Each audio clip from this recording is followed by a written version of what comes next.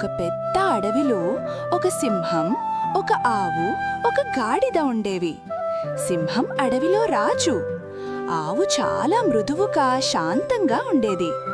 గాడిద మాత్రం అందరూ నవ్వుకునేలా కనిపించినా చాలా తెలివిగా ఉండేది. సింహం ఎప్పుడూ గర్వంగా ఉండేది.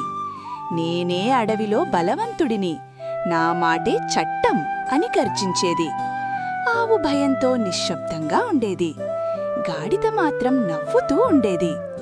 ఒకరోజు అడవిలో ఆహారం తగ్గిపోయింది.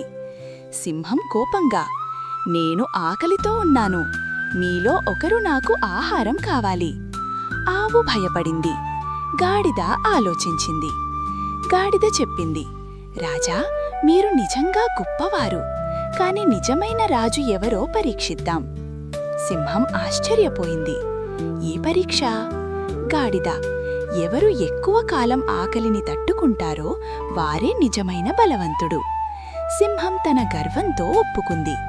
ముగ్గురూ ఆహారం తినకుండా ఉండటం ప్రారంభించారు. రోజులు గడిచాయి. ఆవు బలహీనంగా మారింది. సింహం కూడా అలసిపోయింది. కాని గాడిద మాత్రం ఓర్పుతో నిలబడింది. చివరికి సింహం చెప్పింది, నేను ఓడిపోయాను, నాకు ఆకలి తట్టుకోవడం కష్టం.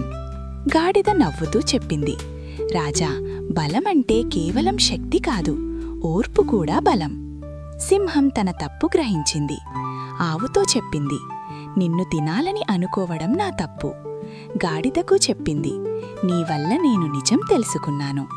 ముగ్గురూ కలిసి జీవించడం ప్రారంభించారు. సింహం ఇకపై అహంకారం లేకుండా మంచి రాజుగా మారింది.